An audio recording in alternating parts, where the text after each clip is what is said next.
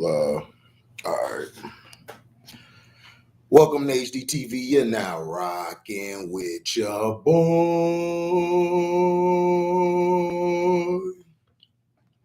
Yeah, we in the building. Winning time, the season finale.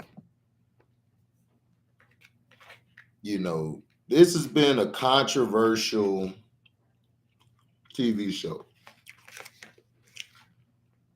I'm going to try not to keep this video long. I'm going to get to the point. So basically, in this episode, we got to see basically the passing of the torch on the team. We saw it. We saw the passing of the torch, which was basically monumental because, what up, Nerdy Blue? What up, King Jeffrey? Happy Mother's Day to you too, King Jeffrey. Fast Break, what up? He said, I'm still watching last night. Last night's stream, y'all, was crazy. I don't think they're going to monetize that video. Me and Chance had an epic going back and forth.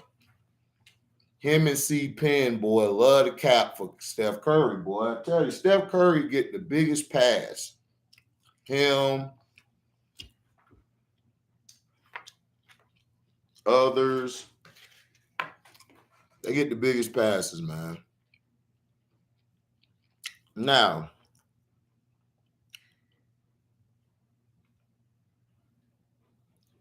in winning time, what we got to see basically the passing of the torch. Well, King Jeffrey, we're past episode 7.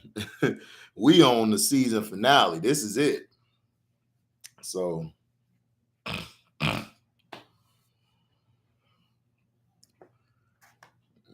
so here's the thing here.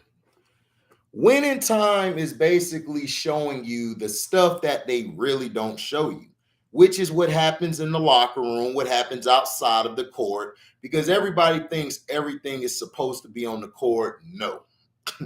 This was lukewarm compared to the stories we've heard about the Lakers. People are trying to say, I have to log off now. All right, then, King Jeffrey.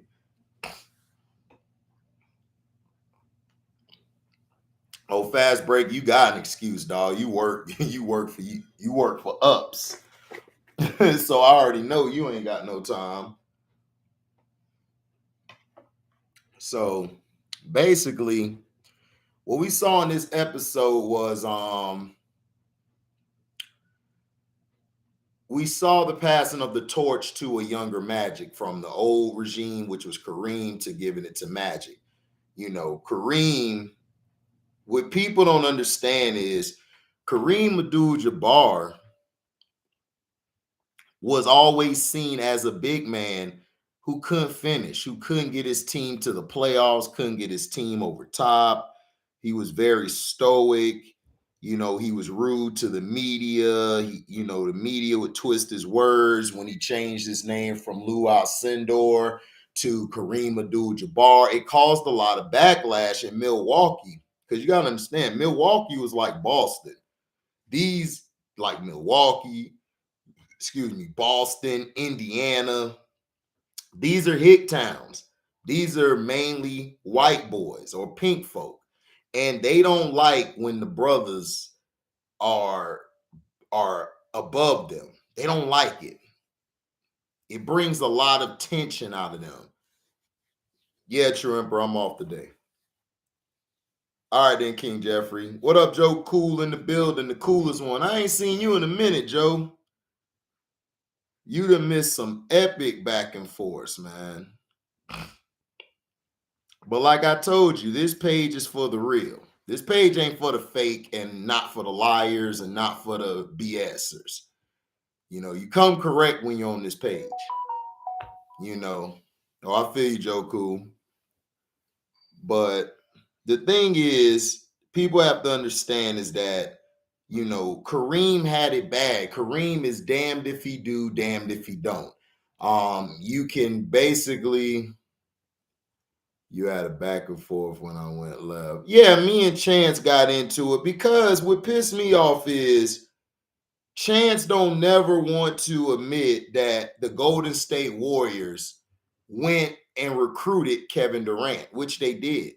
They were talking to Kevin Durant, I believe, that whole season in his last season with OKC. I think people were reaching out to him and already talking to him.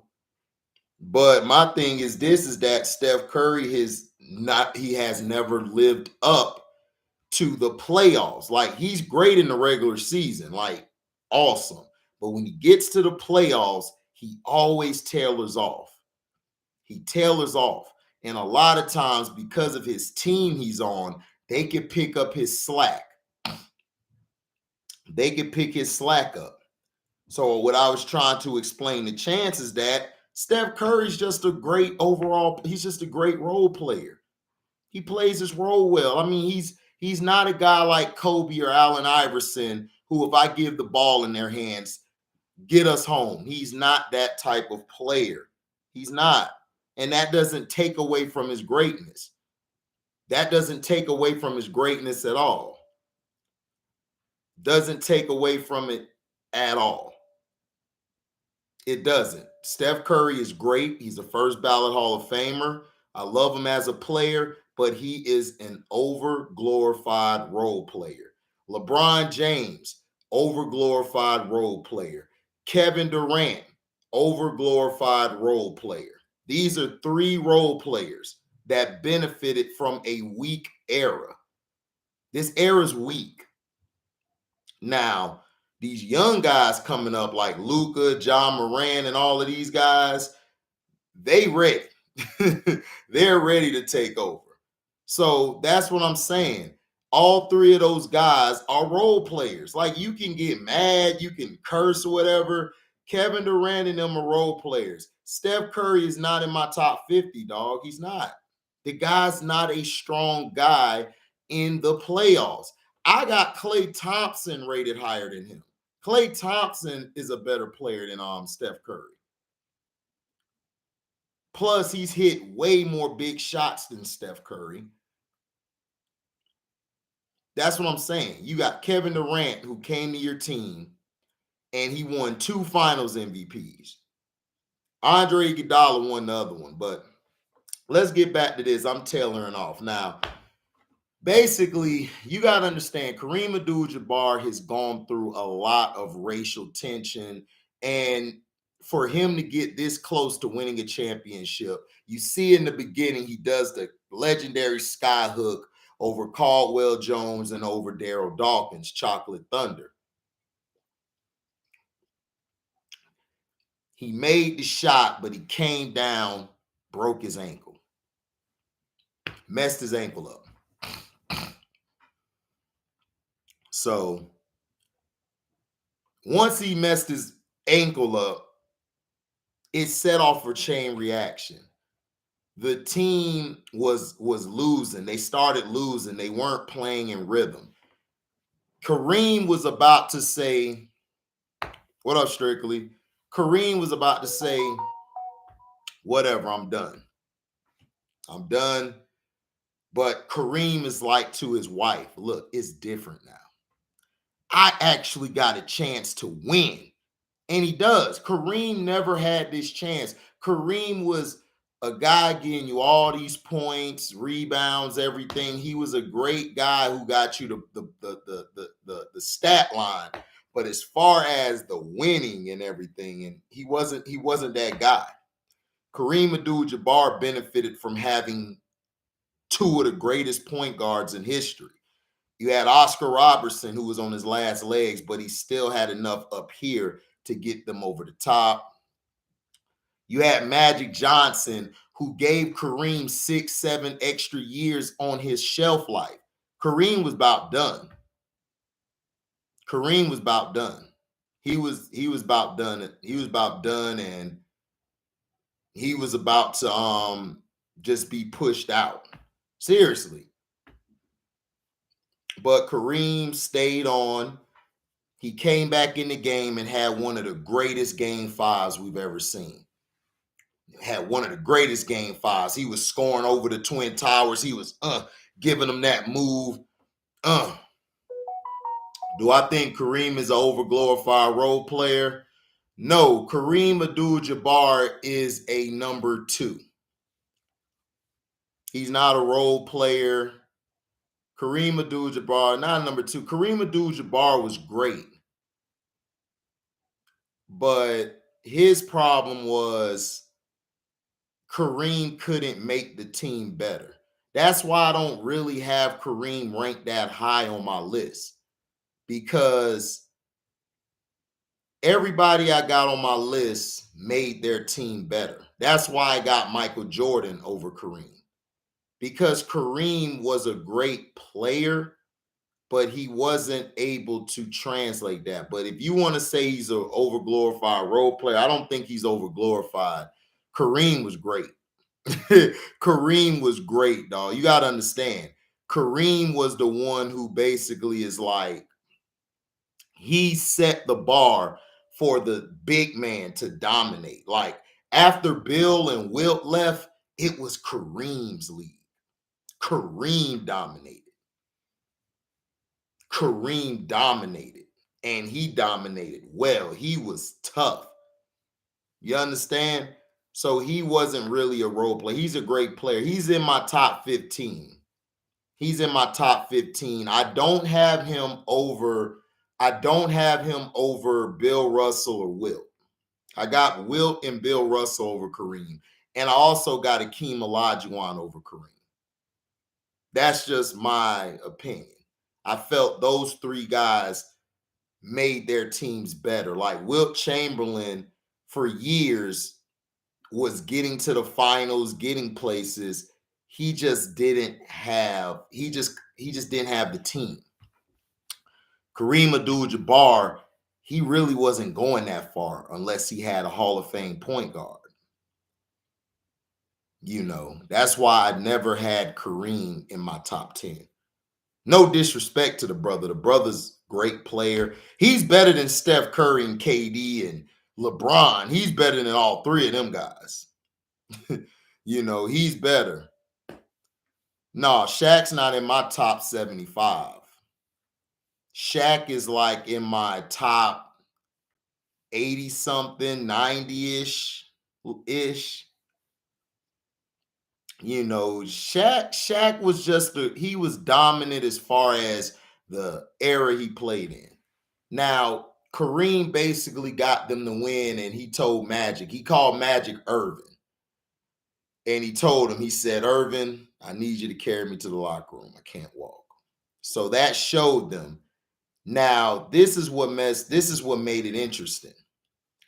Magic Johnson has been practicing with Kareem Abdul-Jabbar on how to play the center position, how to do the sky hook and everything. This is where the legend of Magic Johnson began, and this is when the legend of Kareem was coming back into fruition, because Kareem finally had a guy who's a point guard who could give him the ball, get it to him in positions, you know, and he did what he had to do. So my thing is this. The way that he was playing the game was very finesse, but he was tough. He was strong. But Kareem has always been talked about how his defense isn't as good as his offense. You always had Wilt Chamberlain dissing him. That's why him and Wilt never really got along. Kareem looked up to Wilt. What people don't understand, Kareem Abdul-Jabbar looked up to Wilt. That was like his favorite player, was Wilt Chamberlain. Like, he wanted to be like Wilt. He didn't want to be like Bill Russell. A lot of centers didn't modern their game after Bill Russell, because Bill Russell, in some people's eyes, was boring. He was a defensive guy. He could rebound. He benefited from a great team, but that's not the case. Bill Russell made his teams great. That's why I always say Bill Russell can always be in the top 5 or the best of all time because he made his team better. Without Bill Russell, the Celtics do not win those championships. And that's facts. Because when he got there, that's when they started winning. Because he elevated everybody's play. He worked out with everybody individually to make them better. That's what makes you a great player. That's why I have Bill Russell over Wilt and I have him over Kareem Abdul-Jabbar. Like if I did my top 5 center list, I would have Hakeem Olajuwon, Bill Russell, Wilt, Kareem, and then I think I would have Moses Malone. I think Moses Malone is my 5th. I got to go back and see. But Moses Malone was great. Nobody talks about Moses Malone. He always gets overlooked. So in this episode, you saw Kareem basically hurt. He can't play. He pulls Magic to the side. He tells Magic, yo, you got to carry us. I ain't coming back. So Magic basically told the coaches that I'll play center. Let me play center. I could battle with those guys. And he could. Magic was what people took Magic's smile as he was weak or soft. No, Magic was a killer. He was a killer. That was Magic. That's why I always rated Magic over Wilt Chamberlain. That's the one thing Wilt Chamberlain didn't have, was that killer in him to just go out and destroy. He didn't have that in him. Magic did. Magic didn't give a damn. Magic wanted to win. Magic did not care. He wanted to win. And that's what it was. He smiled in your face and stab you in the back. That's Magic. Two-faced Magic. But as far as a player, man, Magic was phenomenal. Magic was phenomenal. There will never be another Magic. There will never be another Magic at all. He was the face of the 80s. They love to throw Bird in there and everything. No, Bird didn't have what this guy had. Magic could make everybody around him better, and Magic could give you 30 if he wanted to, with like 15 assists. The guy was amazing, you know. So, you know, the thing is so now you had where I left off. Okay, Magic basically said, I want to play center. However, if you look at the old coach who was Jack, who gave the game plan, gave the game plan to Paul Westphal. Paul Westphal just shook his head because Jack always had a backup plan in case Kareem got hurt. He always would have Magic at the center. And everybody didn't catch that. Why would he have already in his head to put Magic at the center? Because Magic is 6'9" with a 7-some wingspan, a 7-footer wingspan. And if he gets the rebound, he could push the ball. Something we see from Draymond today, something we see from LeBron. All of these guys are children of Magic Johnson. They're their kids. He's not Michael. Michael's more of the Allen Iverson, the Kobe, the Ray Allen, the Tracy McGrady's. Those are the Michael Jordans. Those are your Michael Jordans. LeBron, Draymond, the dude Joker today, Joker, you know, those guys are Magic. They try to be Magic. They play like that, where they get the ball and they're pushing the tempo. That's Magic Johnson. That's Magic. So that's what people got to understand, that even though the older generation is gone, there's always the younger generation that comes up and they basically they mimic what the old guys did. And some of them don't even remember these old guys, but it's their game. Their game is similar. Like you have Ja Morant. Ja Morant is Russell Westbrook. He's Russell Westbrook. That's who he was compared to in the draft. That's how he plays like, is Russell. He plays just like Russell Westbrook. probably a little more athletic than Russ was. I think he was a little more athletic because Ja could jump out of everywhere. So Magic in the game was he pushed the guy out the way like, nah, I got this. You just move over there. He like, man, what the F you doing, rookie? And Magic basically tipped, like he got beat on the tip, and then he stole the ball, poked it from behind him. Then he got the ball doing his magic stuff, catching guys, and they was balling. And then Philly started coming back. Dr. J, Mo Cheeks, Daryl Dawkins, they were wearing them out. Magic was playing the whole game. He was dead tired. He was spent. It was going to be a game 7, but Magic knew if we got the game 7, we were losing because Magic had nothing left. He wouldn't have been able to handle a game 7. So Magic was like, look, Norm Nixon told him, look, man, we got your back. You know what time it is. We need you to take over.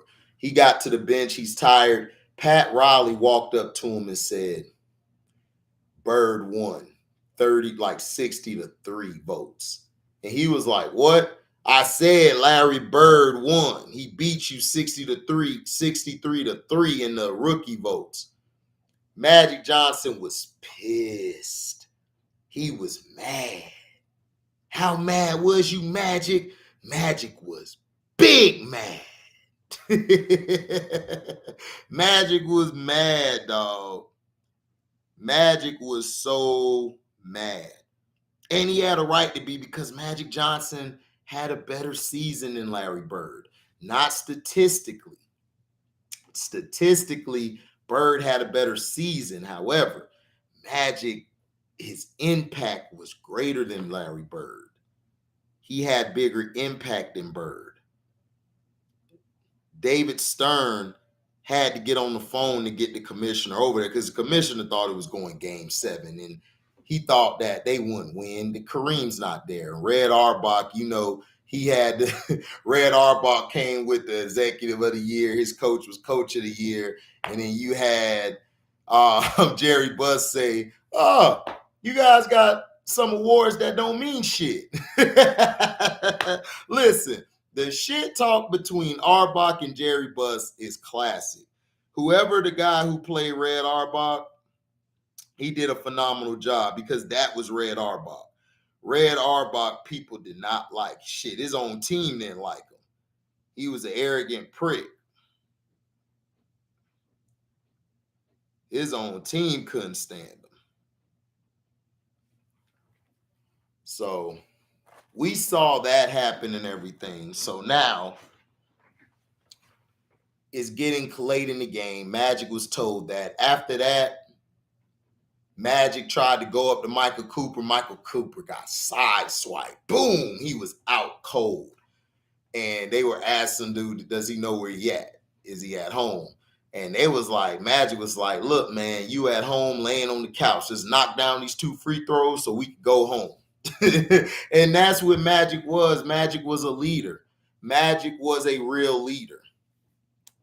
This guy's the guy who challenged Kareem Abdul-Jabbar.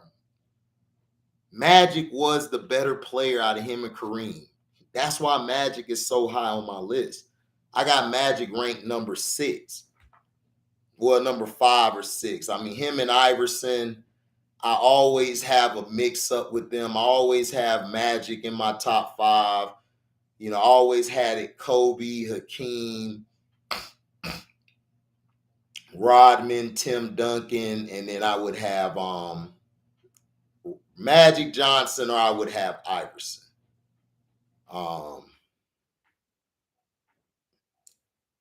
It was always tough between them two, but I would always have Magic in my top 5. As high as probably 3, I think I had him. I think I had it before. Iverson just was so, because I had to go back and watch Iverson. Iverson just, to be that small to do what he did, and the league was just didn't like him. That's why I put AI there, because AI was going at it. But Magic was the truth. I always had it Magic, Isaiah, Bird, Jordan. That was always the order for me. Or you could say Isaiah, Magic. Isaiah could score better, you know. But I mean, Isaiah was a better shooter, and so it's whatever you want to do. So Magic and them, Michael Cooper hit the 2 free throws. Dr. J tried to throw the ball, or somebody tried to throw the ball, and then Norm Nixon got the ball, threw it to Magic, and then they scored at the other end, which led to a fruition of them getting more points, and they ended up winning the championship. Now, basically, this is when the politics started coming in. Kareem Abdul-Jabbar was the finals MVP. He was. He just dominated that series. However, Kareem wasn't there. He was at home. So what David Stern did was he told Magic, we're going to give it to you, because they had to build their league up of Magic versus Bird. Larry Bird watched them win the championship. Larry Bird was pissed. Like, his friends was like, "Oh, look at the monkey. The monkey's good at jumping." Larry Bird said, "Man, shut the up," and sat on the couch and said, "He made it. I didn't." And they ate Bird up. It ate Bird up. Bird was so pissed off. He was mad because Magic Johnson just always used to one-up Bird. Like, the following year, Bird would win the championship. Then Magic come back and win the championship. Then when they played each other, Magic beat him. Then he came back and beat Magic. And then they played again. Magic turned into, from tragic Magic to hitting those push shots. Shot him out the gym. Magic always was a better player to me than Larry Bird. He was. He always was better than Larry Bird. Always. Magic taught Isaiah Thomas how to win. He taught Zeke how to win. He told Zeke, you gotta show personality. You gotta show your team is, fun to watch. You gotta sell your team. He taught Isaiah how to sell his team. Magic could just sell anything because of that smile. But was he a fake ass dude? Absolutely. Magic was two-faced in a mug. Magic will smile in your face and then stab you in your back. He'll take your wife from you without you even knowing it. That's how Magic was. That's why that's why he used to piss Mike off.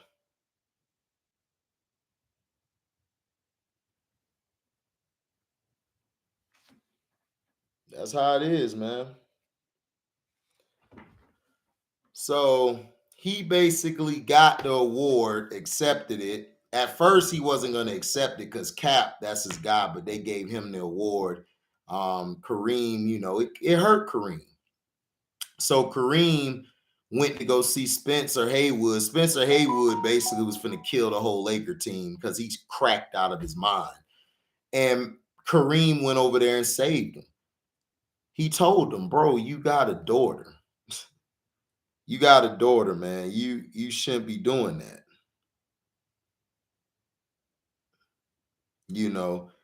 And that woke Spence up. Spencer Haywood did get a championship ring, by the way, because he was on the team. But they had to let him go, man, because he was cracked out of his mind. Dog, the man could have did something crazy. You don't know what he could have done.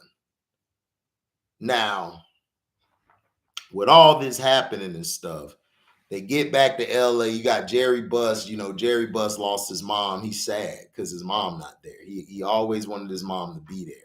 Like, they won a championship, but it just felt like they really didn't win because he lost his mom. And then that's when you saw the two brothers come in, Jim and I forgot the other guy name. I think his name is Jerry too. But they were at the game. They watched it. Jeannie was upset because she wanted to be there. She actually wanted to be there because Jeannie always foreseen herself as being the owner. The dad never seen her like that. The dad seen it as the two boys. He always wanted Jeannie to run the marketing side of everything because Jeannie's a great marketer. Yeah, she got her hoish and slut bag ways, but she's a great marketer. She knows how to sell the Lakers. She knows what to sell to the people. She knows how to mingle with the stars, make them feel like they're at home. That's the facts. You know. So that's what I'm saying. This shows you,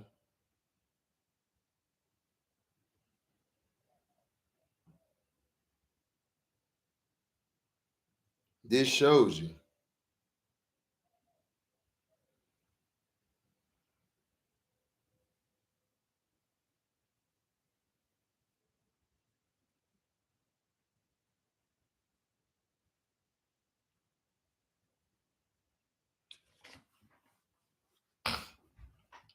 So Jeannie basically sat back and she was happy they won, but she wanted to be she wanted to be she wanted to be she wanted to be the owner. She wanted to run the team. She always felt like she should have ran the team. So that's how it is. So we got to see that side of it, and we got to see how Jerry Buss basically put the one lady as the person in charge to sign off on the stuff, which was smart. Jerry Buss just showed you, look, man, he betted it all and he won at the end. Like he said, I want to win a million more of these mother effers. And he cussed on live television. They had to cut it off because he just wasn't the traditional owner. Jerry Buss was. He didn't care. He was a free spirit.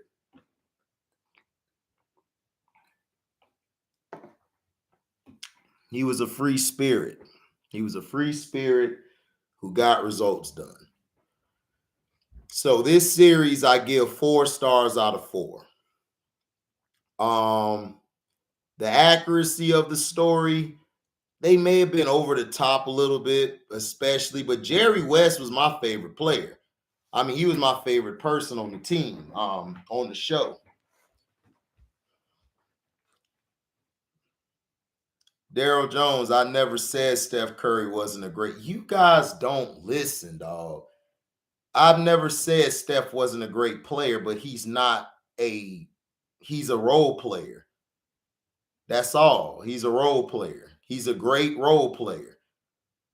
Steph Curry uses the team. He's not the traditional guy who's going to take the game over and get it to you to take it home. He's had a couple games like that in the playoffs, but as a overall series, like his playoffs don't add up to his his regular season. In the regular season, yes, Steph Curry's a great player. Oh, I was responding to. Oh, okay. No, but Steph Curry's a great player. Like, he's a great player. He's a first ballot Hall of Famer. He impacted the game. He's the reason, everybody's shooting these threes all over the damn court, trying to be him. But no, Steph Curry's a great player. I just don't think I just think he's a role player. Like him, LeBron, KD, they're role players. They don't have the mindset to be a number one. But we saw at the end Jerry Buss and Magic was sitting there talking, and Jerry Buss is like, man, you just always win. And he does. Magic has won on every level. Magic has, Kareem has, Mike has, Isaiah Thomas has, all of these guys. Larry, I don't think Larry Bird won. Yeah, he didn't win college. He lost it to Magic.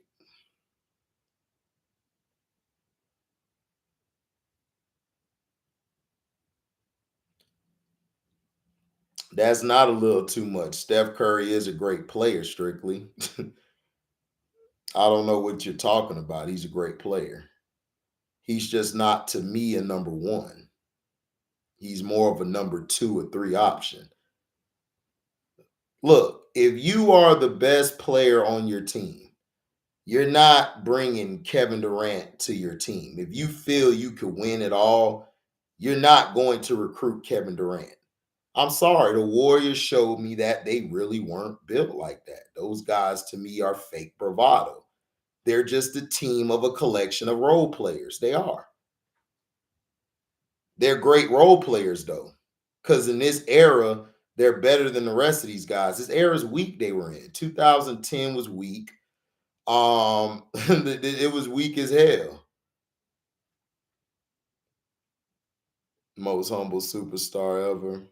I mean, for this era, yes, Steph Curry's a superstar. Like him, KD, LeBron, they're superstars. But if I had to stack them against the overall players from back in the day, they're role players, dog. Steph Curry and LeBron and KD. I mean, KD probably would be a starter, but KD will just be a sidekick back in the day. Strictly, he is a great player. The dude has hit the most threes in history. And not only that, he revitalized the Warriors franchise. He's a superstar. In today's NBA, yes, he's a great player and superstar. He is. He's a great player. He's a first ballot Hall of Famer. You just don't like him because he with Aisha. You like Q Lee. Y'all just hate. Y'all just hate. Y'all just hate shit and don't have no context behind the hating the shit. Y'all just spew bullshit out there and then hope it sticks. Like him with Canelo.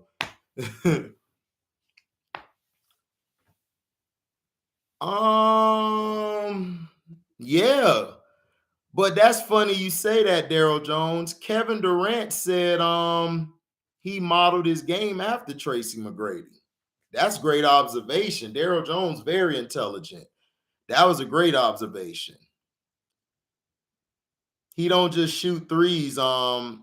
He doesn't shoot threes. Let me pull up something for you strictly, because I'm gonna shut that down. You still young, so that's why I kind of take it easy on you. I don't really go in and destroy you because you're still young. You like my little cousins and them. I just got to spank you on the ass once in a while and you'll get the picture. So let's look at it. For a career, you saying all he does is shoot threes, right? You say that's all he do is right? Steph Curry, let me tell you this. You know how many attempts he has from inside the paint? He's averaging 9 shots a game from inside the three-point line. Guess how many three-pointers he's attempted for a career? Huh? In 2-point attempts, that's 2-pointers attempted. Guess how many shots he averaged a game? 9. 9 2-pointers a game. Now, no, don't switch the subject. No, don't do that. Don't switch the subject. You're talking about him only shooting threes, right? So I'm finna kill your whole argument. Guess how many 2-point attempts he has a game? 9. Now, do you want to know how many 3-pointers he has a game strictly? I bet you think it's like 20, huh? Or 15, right? Guess how many 3-pointers that Steph Curry attempts a game? 9. Did you hear me? 9. 9. So he averages the same amount of 2-pointers as threes. You said he don't do nothing but shoot threes, right? Then how come he averages 9? He averages 9 attempts from the 3-point line a game. You know how many average 2-pointers, which are layups and mid-range shots? 9. Oh, no, that's not cap, sir. That's not cap. Go to basketballreference.com strictly and go see how many threes and twos he attempts. Go look at it.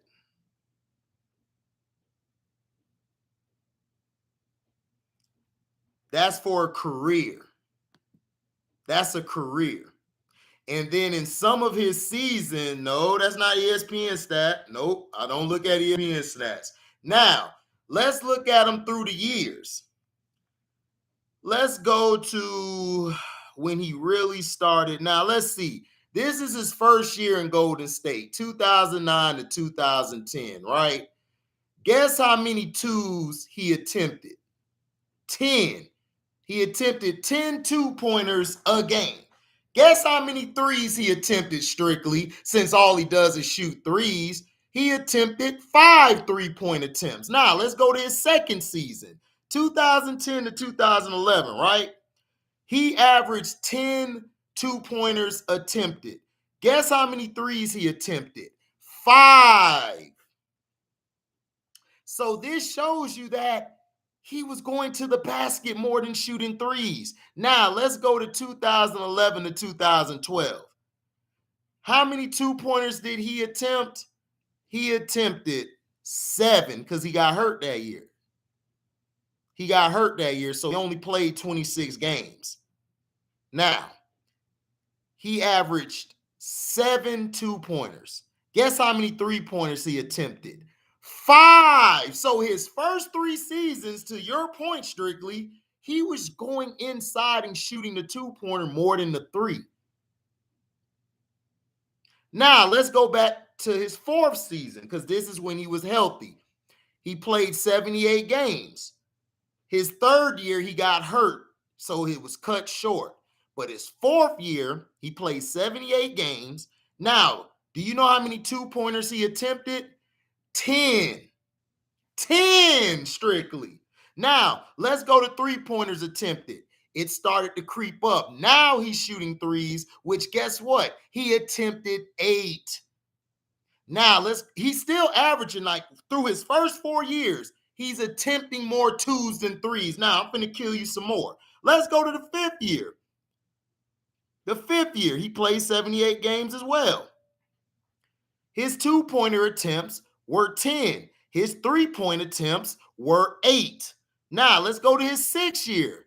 His 6th year, he had 9 two-pointers attempted. Three-pointers attempted, he had 8. Now, let's go to 2015 to 16. He had 9 two-pointers attempted and 11 three-pointers attempted. So through his first 6 years, strictly, he had more twos than 3. Shut up. Go to sleep. You just been destroyed.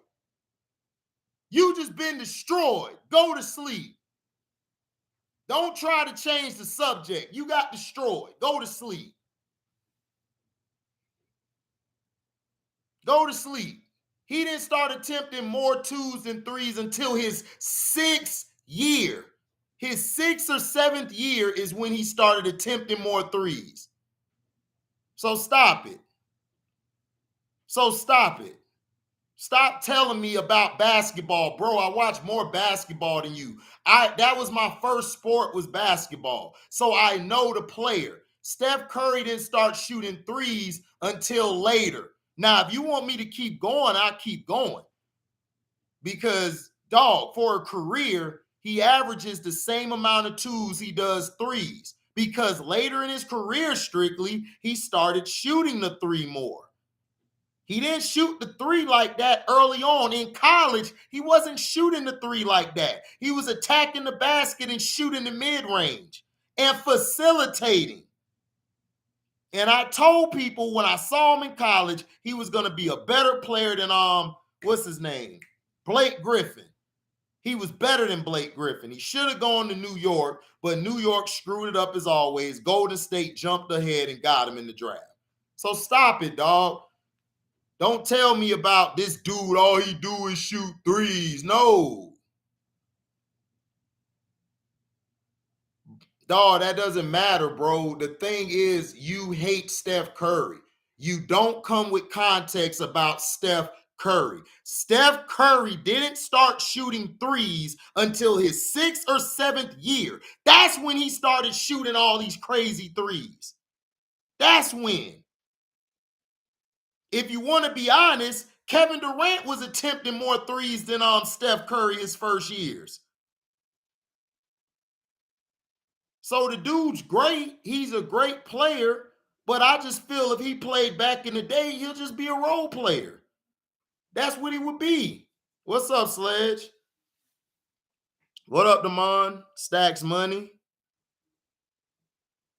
Yeah, his 7th year, that's when he started shooting all those crazy threes we see. So stop with the BS narrative that all he does is shoot threes. No, he doesn't. He didn't start shooting threes until his 7th year.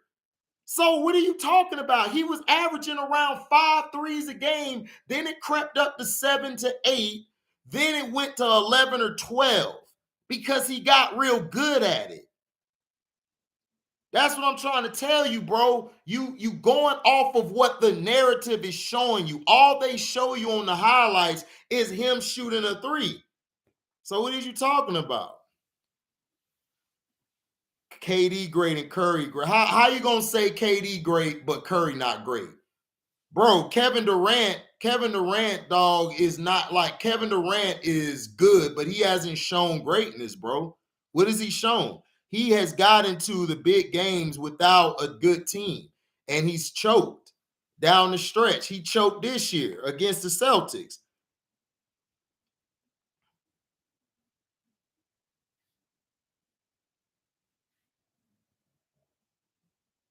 But Burundi, he wasn't hurt like that. Steph didn't get really hurt until his 3rd season. Burundi, Steph played 80 games his first year and started 77. Curry wasn't getting hurt like that.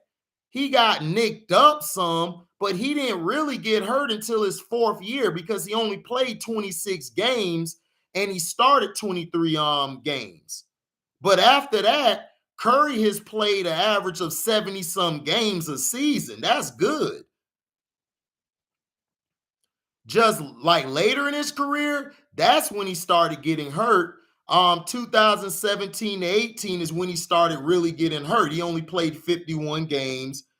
18 to 19, he played 69. 2019-20, remember, he got hurt in 5 games, and then he played 63, then 64 this past season. So he really hasn't played like later in his career, he's gotten hurt. You know what I'm saying? No, KD's not better than John Havlicek. No, he's not.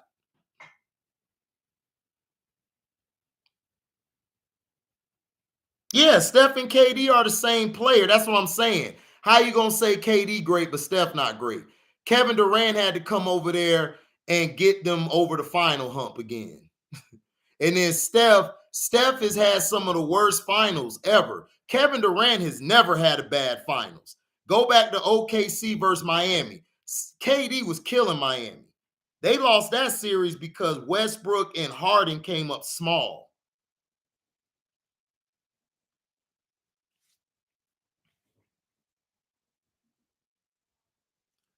Curry's not in my top. Curry's not in my top 50. Curry's probably in my top 60 something. Kevin Durant's in my top 70 something. So yeah, Steph is in my top 60 something. He's not a top 20 player. Stop it. Steph Curry couldn't survive in any era. How the hell is he a top 20 player? If I put Steph Curry in the 80s and the 90s, he would get destroyed. Like, dude, they would D this dude up as soon as he get the ball in. They got the hand right in the dude back. It's like, stop it, dog. Stop it. He's not no top 20 player, dog. That's blasphemous. I got a lot of people over him. He's not top 20 or 30. Dude, do you understand the eras? Like, do y'all understand the physicality? It's not about playing the game. Playing the game, Steph can play the game. I'm talking about the physicality. Do y'all understand the difference between the physicality of back in the day and now? You just saw it on winning time. On winning time, you saw Kareem step on foots, throw elbows at faces, ribs, abs, get it. Man, stop it. Y'all is, oh my God, dog. No, Steph Curry would not have made it in the 70s, 80s, or the 90s, or the early 2000s. What is you talking about? Curry's just an overglorified role player. Right. He would be a Steve Kerr or a John Paxson. Thank you, Sledge. That's all he would be. And I don't get why everybody is saying, oh my goodness, man. Steph Curry is not, he's probably a top 60 some player, dog.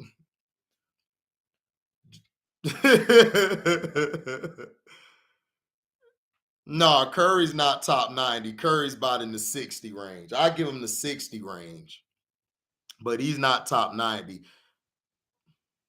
Right, mental toughness, dog. Is they don't understand that fast break. Mental, you had to have the mental to play in that game. Like they don't understand. Like guys was getting hurt. They were playing on bad knees, bad ankles. No, Steph wouldn't have quit. Steph would have been a role player. He would have been John Paxson and Kerr. He'd have been just like his dad, Dale Curry, coming off the bench or playing or being a role player. That's all he would have did. No, Curry's not a bitch. Where are you getting this stuff from? How is Curry a bitch? What has Curry showed you he's a bitch? Curry's not a bitch. Curry plays the game. He plays the game right. He plays it the right way, running through screens, catching, shooting. For this era he's in, he's probably one of the best, if not the best players in this era. Like this today's era, I would say. But all of these guys are role players, dog. None of these guys are number one guys, dog. They not. Right. Today's game, Scottie Pippen is MJ back in the day. Michael Jordan is toughness for real. Exactly. That's all it is. You just got a bunch of Scottie Pippens out here.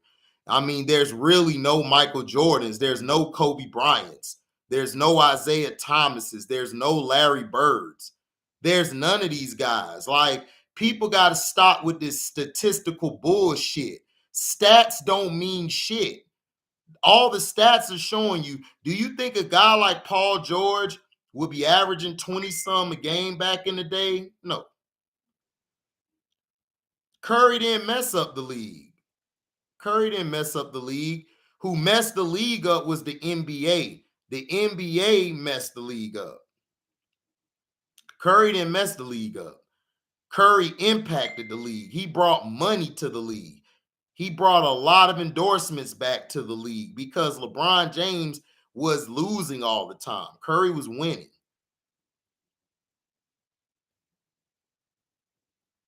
No, Steph's not. Dog, Steph Curry he's not Mahmoud Abdul Rauf. Steph Curry is a poor man's Reggie Miller. He's a shorter version of Reggie Miller. He's just like Reggie Miller, except Reggie Miller was more clutcher than he was. That's all. He's just like Reggie. They come off the screens, they run through 50 picks, they get the ball. The only difference is Reggie could get to the cup a little stronger than Steph could because he was 6'7". So that's the only difference. Yeah, the league copied Steph Curry, right. He didn't ruin the league. The league ruined itself. They copied him.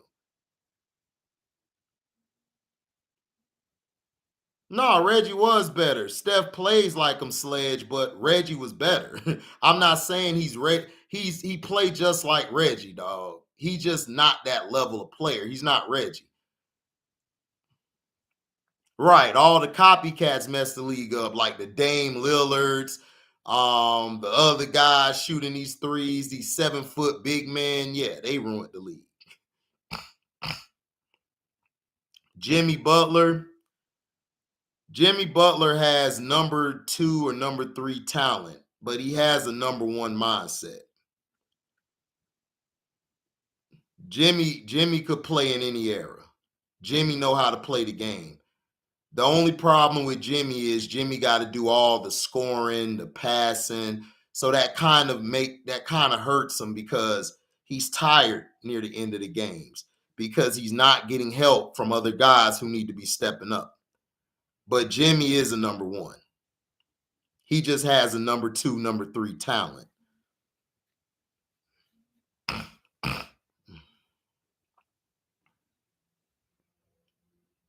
Mahmoud Abdul Rauf wasn't the alpha on that team strictly.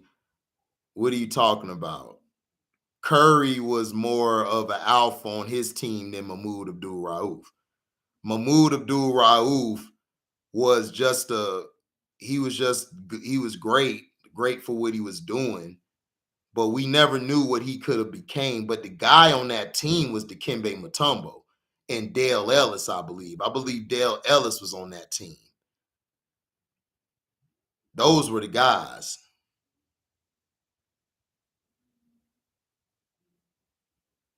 Oh yeah, Reggie Miller was way better than Curry. Oh what? Whoever say Curry better than Reggie Miller need to go leave the conversation. Yeah, Cat. Yeah, Reggie had a lot of dog in him. No, Steph Curry did not ruin the league strictly. Stop it. It would be the down.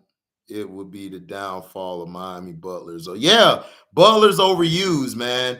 Butler's doing everything, man. He's closing. He's facilitating. He's Jimmy Butler is the definition of a number one player. His problem is he's doing too much. You guys got to understand, the less you do as a superstar player, the bigger results you get. Kobe had to learn this. Mike had to learn this. Larry Bird had to learn this. You have to do less. Stop trying to do more in everything. If you do that every game, you're not going to win many championships. Y'all lost to the 76ers because down the stretch, the refs were giving them the free throw line, and then James Harden just had a crazy fourth quarter. James Harden really stepped up in the fourth quarter to get those guys over the top last night. But Jimmy Butler is a number one. I would take Jimmy Butler over Steph Curry any day because he can do a lot more and he can close the deal for my team. And to me, Jimmy's a better leader than Steph. Steph's not a leader. Steph's more of a lead by example. Look at what I do. He's not really that vocal guy. That's Draymond. Draymond's the vocal, get everybody off their ass. Let's win. Let's play. Right. Reggie Miller never missed a playoff game. You are absolutely right, T Hub. That's what I'm saying. Reggie Miller was a monster. The only problem with Reggie was Michael Jordan was in his way. That was it. Michael Jordan was in his way. Reggie Miller was a true number one player. Reggie Miller just was amazing to watch. I miss those old days of basketball. Them old days really separated who was a real man and who wasn't. Today's NBA, people be masquerading as a tough guy. There's no tough guys today. There's no tough guys no more. This league now is just marshmallow. Like Sledge said, I remember Sledge came in there and said, HD, listen, my brother. The league is full of Scottie Pippins and no Jordans. I said that was the best statement I ever heard. And that's what I was trying to tell people is that Steph Curry, KD, and LeBron, they all the same player. Like I don't see the difference in all three of them. Like I don't. LeBron could facilitate and manage the game better than KD. Steph and KD are the same, except Steph has better range than him. Exactly, Daryl Jones. Nobody give credit to Reggie Miller when he was alpha. Reggie Miller's alpha. Reggie Miller don't want to play with you. He don't want to be on your team. Reggie Miller would not come and join a team. He don't give a damn. I don't care if I lost to you. He lost to Michael. He lost to Kobe. Those are really the two guards that beat him. Those were the only two guards that really beat him. Everybody else, Reggie Miller used to own them. Reggie Miller owned Shaq. He owned Penny and them. He owned everybody. He just couldn't beat the Bulls. Then when the Bulls left, he couldn't get past the Lakers. Yeah, he lost to John Starks. Yep, he lost to John Starks. He just couldn't beat certain teams. Yeah, Reggie don't like Jordan. Don't nobody from the 90s like Jordan, but the dudes who kissed his ass like Charles Barkley, Patrick Ewing, those guys kissed Michael ass. They kept Michael ass shining. Shoot, I punched Michael Jordan too. Reggie Miller and Mike always used to fight. Reggie never backed down from Mike. He never backed down from Mike. He hated Michael Jordan, dog. Reggie hated him. He didn't like him. Reggie Miller didn't like Kobe either. Kobe stole his move in the finals where Kobe did that turnaround, wetted it in his face in overtime. Reggie Miller was pissed. Reggie Miller said, "This mother ucker stole my move." You can see him saying it. He said, "This mother effer stole my move." And Kobe was like this walking down court. "We good, dog. We got this."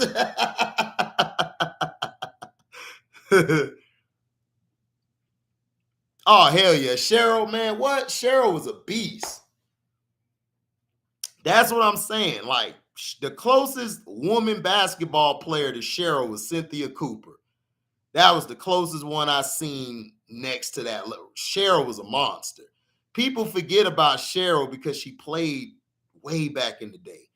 People forget Cheryl used to kill Reggie all the time. Reggie used to say he'd kill him. Yeah, he called Spike Lee a ussy because Spike Lee is a ussy.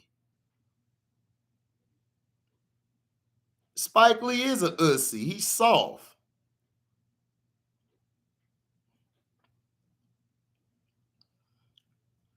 Yeah, Cheryl Miller is fine. She'll get the business. Cheryl Miller was nice, man. She had them. She had a game back in the day. Cynthia Cooper, the only one that I would put on her level out of all the female chicks. Oh, Cheryl Miller is the GOAT. Cheryl Miller don't need the WNBA strictly for us to see that. No. Cheryl Miller was beating some of the dudes back in the day. Do you know she was at camps? She was at tryouts. She was at like pickup games playing against NBA players. Cheryl Miller was giving them the business. Cheryl Miller was giving them the business. She was tough and she could post you up. Her post game is legendary. How she gets you in the post, her footwork. Cheryl Miller was the truth. Yeah, she used to beat Reggie all the time. Hell yeah, Daryl Jones. Man, Cheryl Miller had the MC Light look. She was fine. Hell yeah. Everybody wanted to smash Cheryl Miller.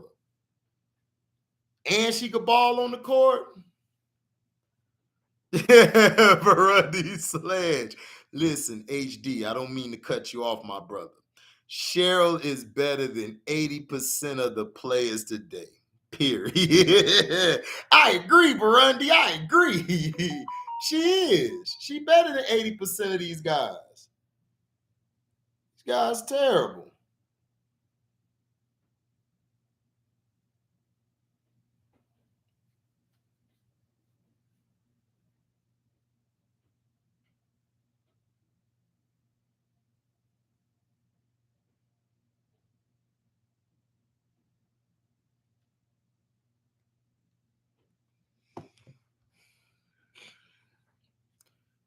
Man, whatever, Strictly. You ain't gonna do nothing. Yeah, she played defense too. She was tough. But Winning Time, the season finale of Winning Time was awesome, man. I give a shout out to that. I'm gonna do a review on the Kendrick Lamar video. I saw the Kendrick Lamar video today, Felton Moore. I saw the video today. It was interesting. Kendrick Lamar to me has always been the most artistic out of everybody. Like in today's game, you know what I'm saying? You know,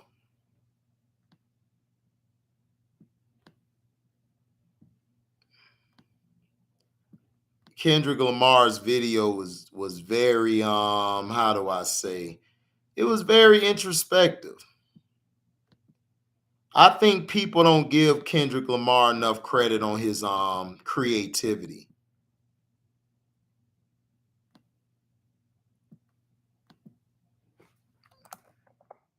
I don't think people give Kendrick enough of his love. I think people hate on Kendrick a lot, you know.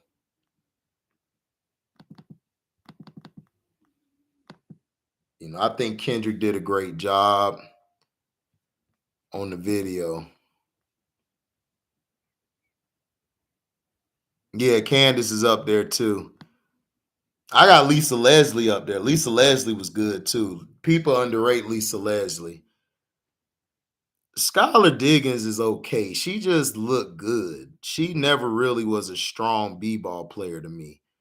I always felt like Maya Moore was better than her. Maya Moore would destroy her if they played against each other.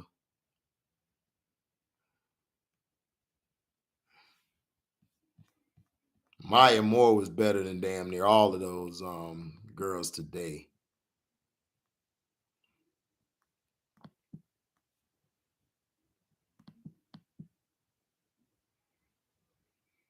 But yeah, Kendrick Lamar has always been underrated.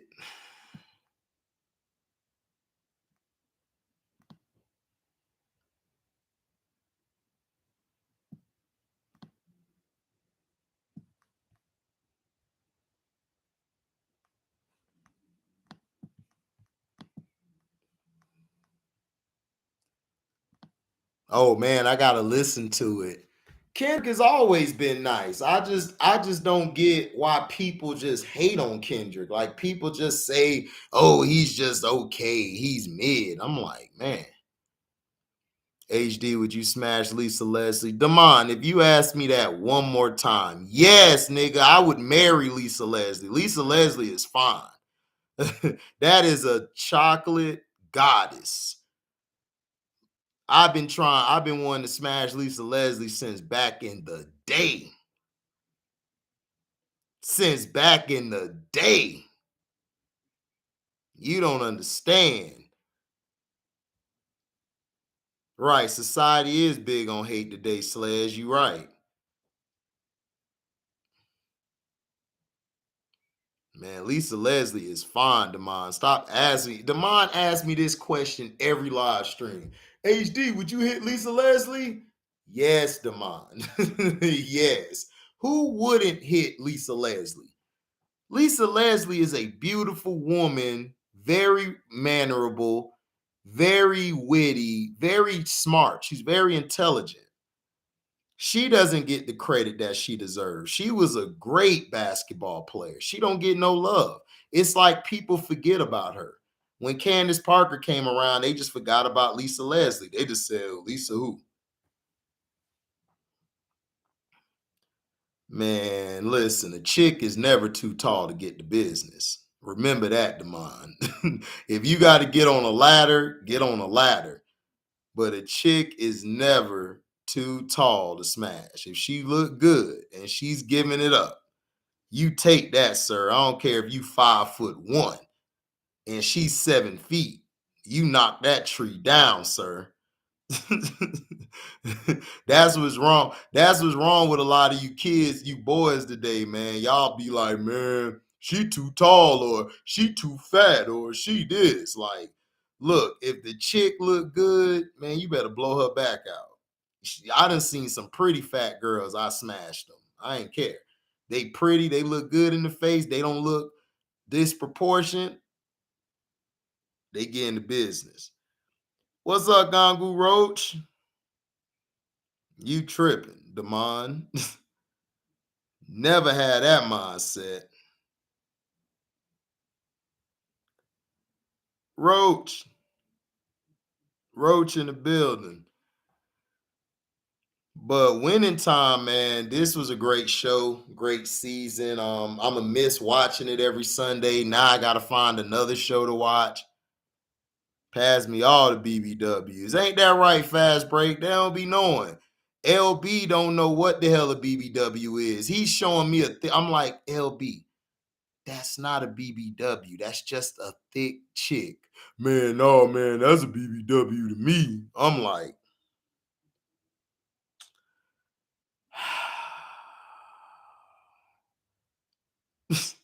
LB just LB just be in his own world, man. Love my dog to death. That's my guy there, but he being on a whole nother planet. Hell yeah, I beat down a big girl 2 weeks ago. Yeah, I know you did, Roach. Roach don't play. Roach say they get splattered all over the place. Yeah, R.I.P. Granny Bush. Yeah, man. That really hurt Jerry Buss. We got to see Jerry Buss hurt. Like, we got to actually see the real him trying to hold it together without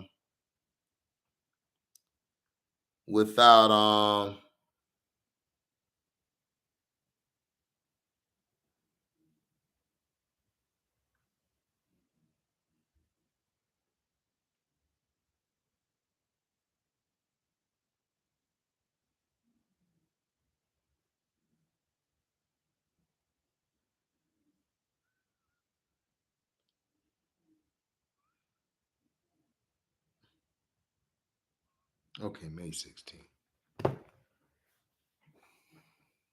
Yeah, man. R.I.P. to Granny Buss, man. That was sad. Um Doja Cat, would I smash Doja Cat? I would. I mean, Doja Cat look good. I can't lie. I think I'll knock Doja Cat down. Doja Cat will get the business. I'll knock Doja Cat down. Doja Cat look good, but her problem is she don't like black men. She like white boys. They do fast break. They do. They be having that. Ooh,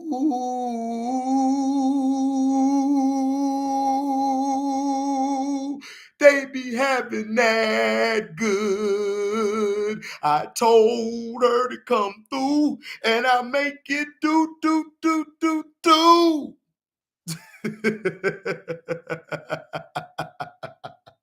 Gangu pipe them down. Cynthia Cooper needs some. Oh yeah, Cynthia Cooper, boy, man. Cynthia Cooper kill all us in this room. Me too, Roach. Spence Haywood, man. It was, but I like that scene at the end, Roach, when him and Kareem actually had a heart to heart. Kareem saved his life because I think he was gonna blow his brains out. He was gonna blow his brains out, dog. Kareem saved his life. That was sad, man. I felt so bad for Spencer Haywood. I was like crying because he didn't know any better, dog. When you've been, see, this is what I try to tell people. When you've been told your whole life you a nigga, you ain't shit. That's why I tell all these brothers today, y'all never had it as bad as my parents or my parents before my parents' parents. Y'all didn't have it bad as them. Y'all never had it bad as them. They mentally were taught to hate themselves, and it still exists today. And it's sad. Yes, Intelligence Cycle, I did. I love it. Kendrick Lamar's Heart Part 5 is the goddamn truth. I love the video. Like I said, Kendrick Lamar has always been the most artistic out of him, J. Cole, and what's his face? Big Sean, all of them. He's been the most artistic. That sugar booger. Oh, hell yeah, fast break. I'll blow Doja Cat back out. HD Vandross live. Oh yeah, damn right. Yeah, Gangu Roach, that was the best scene to me when he said, look at your daughter. Look at your daughter. That half of you is you. That's that beautiful side. She got you and the mom. Y'all both beautiful. And Kareem had to teach him that. Dog, love yourself. And it's hard because black men in that day, oh, they were treated like shit, especially the dark-skinned brothers. That's why when dark-skinned brothers be hating light-skinned niggas like myself and others, I feel them. I would hate me too if All I'm doing is I'm getting all the love. I'm allowed in the house, but you still in the yards, in the mud and picking everything. They come down from the house, raping your women, hanging your children, doing all type of heinous stuff, but then they want to be acting like they for you. Man, get the hell out of here. That's why I say these pink folk are so foul. America ain't shit. America ain't nothing but a plantation that they moved to the workplace. That's all they did, bro. Kareem said, Wood, you are a champion. Exactly. That was great. So sad, Dre. All right, HD. I'll catch you later. Yeah. All right, Damon. Blow her back out. Her immune system will be destroyed. Facts.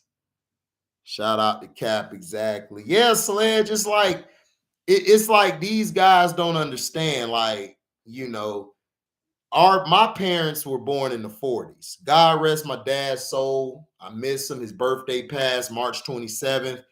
Love my pops, man. Greatest man on the planet to me. He was the patriarch of our family. He was the patriarch. You know, my mom, she's the matriarch of the family. You know, they're born in the 40s. The stuff they went through and gone through, I never could experience that.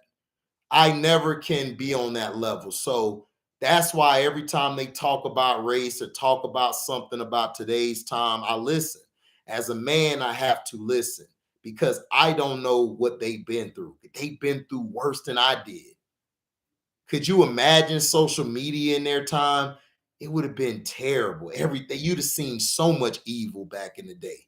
But see, they waited to bring social media out now. Right, Simon X, you are absolutely right. Have faith, we will wake up every day, Simon. I pray for that, man. We have to wake up. We have a lot more people waking up today, Simon, than we've had in a long time. People are starting to see the bullshit and the hypocrisy of the U.S. and the nation and of the workplace as well. People are trying to get their own business done.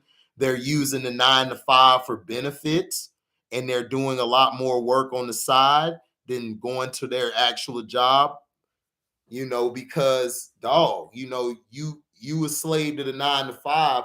What if they take that 9 to 5 away from you? See, people don't think about that. You know, that's what I try to explain to people is look, I'm not this UPS I'm doing, this is just a stopgap. This isn't me all my life. I'm not going to do this all my life. I'm not going to be delivering packages. I'm going to own the packages. I'm going to own the business. I'm going to own my own shit where I don't have to do anything. That's the mindset that we have to have. And we don't have that mindset because we're too busy causing division. It's too many brothers on YouTube and in the real world causing division. Then they try to act like the victim and they try to deflect when they've been wrong from the get-go. They've been wrong.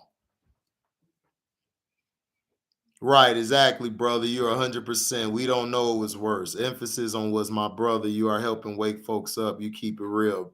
Appreciate that, my brother. Simon X, man, I appreciate you when you come on here. I appreciate all of you guys. I don't look at you guys as my subscribers. You guys are my brothers. When the women come in here, those are my sisters. We're family, dog. I'm not above y'all because look, if you guys don't come watch the videos, I ain't shit. What I'm gonna do? You guys are the reason my page is blowing up. All of y'all in here. Y'all are a part of this. And this is what I want is everybody to have a platform to come and speak their mind, tell their truth. That's what it's about. It's not about trying to say I'm this and that. I'm bigger than you. Oh, look at what I can do. No, it's not about that.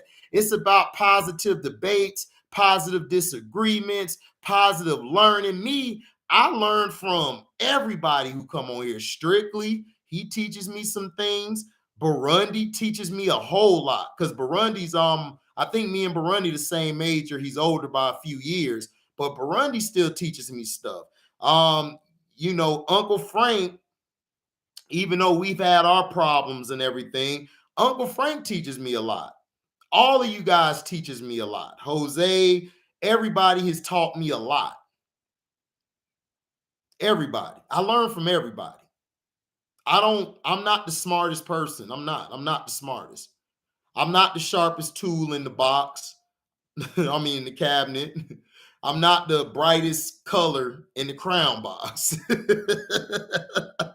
I'm not. I just work hard. I just always taught myself I'm just going to work hard, read as much as I can, and do what I can to get somewhere. I'm not. I'm not the smartest, man. I'm not the brightest. I'm not. I'm not the there's nothing that makes me the best or better than everybody. I'm just me. All I can be is myself and tell everybody how I feel. That's all I can do. If you can accept it, cool. If you can't, you can't. You can't accept it. But I'm gonna be me. You owe me one more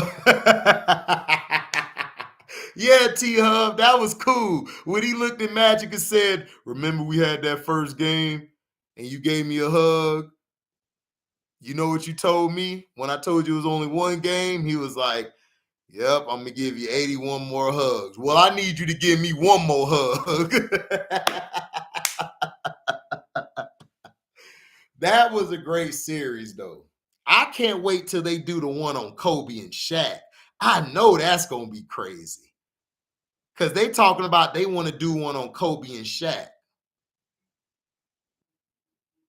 They say they want to do one on Kobe and Shaq. I know. And everybody's talking about, well, why would they do that over Michael Jordan? Look, man, Michael Jordan and the Bulls were boring, dog. I'm sorry. The Bulls were boring. The only person I really cared about was Michael. The Last Dance, that was it. Everybody else was boring to me. Kobe and Shaq, to me, probably would be the better show. The better show. It would be. Dog, you got a young guy coming up trying to become a superstar. Then you got the old vet who been in the league, just can't get over that hump. That makes for great TV to me. That's why I've always said the Lakers, the Lakers have some of the most, they have some of the most flamboyant and flashy players that ever played the game. Right, Sledge, my bad, Sledge. That's my guy. How could I forget Rodman? Yeah, Rodman was fun. Why? I mean, this is how I feel, Roach. If I the last dance, that was good enough for the Bulls. You got to see Dennis Rodman.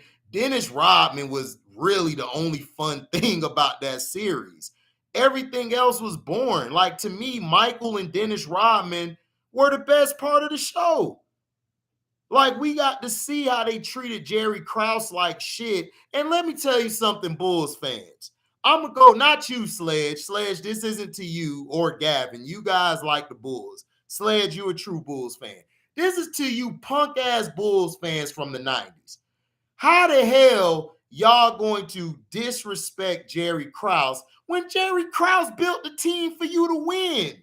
If it wasn't for Jerry Krause, you bums wouldn't have 6 championships.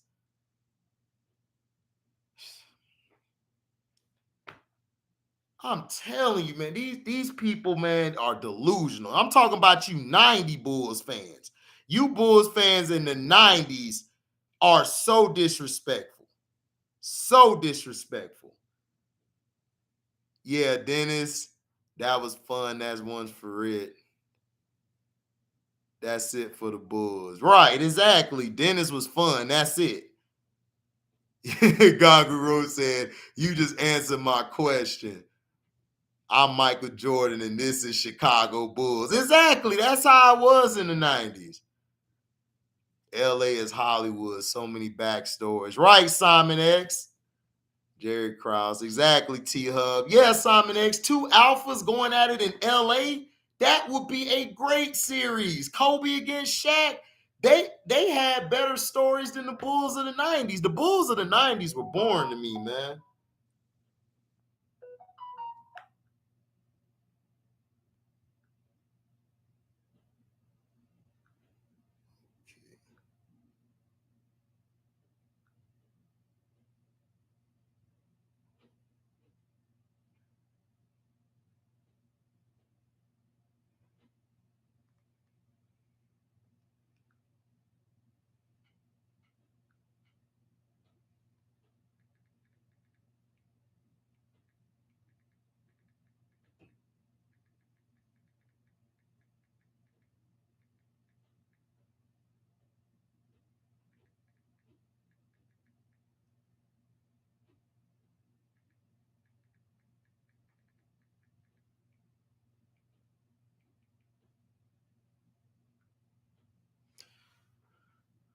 So that's better. Players don't win championships, organizations do. No, players win championships, T-Hub, but organizations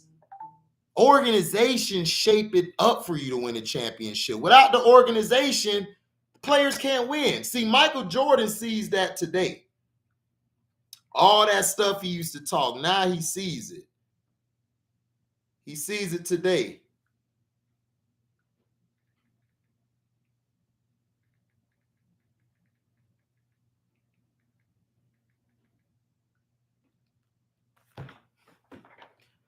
Right, Simon X. Organization creates infrastructure. Exactly. Cannot wait for the Kobe and Shaq series. Me neither, dog. The Kobe and Shaq series. Do you know how crazy that would be? Bruh, I would watch that all day. You have to make a Kobe and Shaq.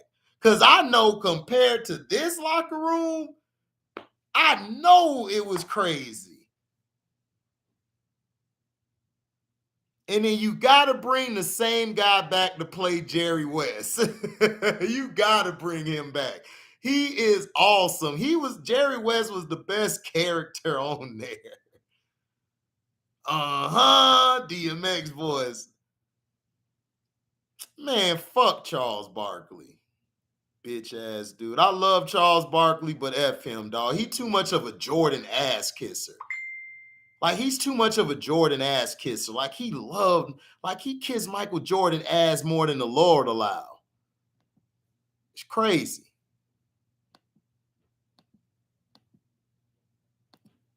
You know, it's crazy, man. It's like, come on.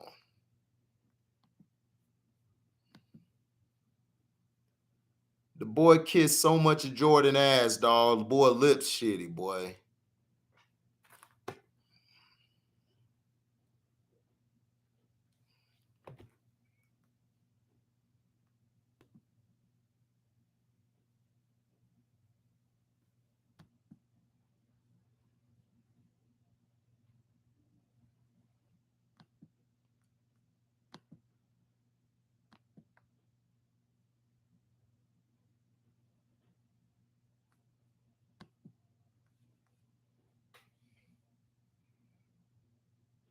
Yeah, they used to fight in the locker room. Hell yeah.